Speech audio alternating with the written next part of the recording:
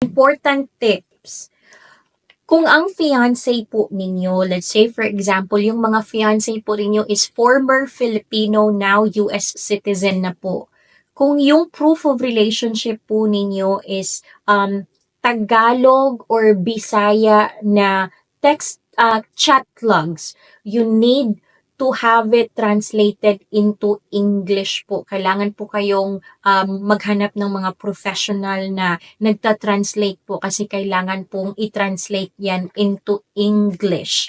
Kung may mga forms kayo na into Tagalog or Bisaya, you need to submit it translated na sa English. Yun po. And one more thing, please tell your fiancé na maglagay siya ng G1145. Form G1145 po is an electronic notification para kung matanggap na po ni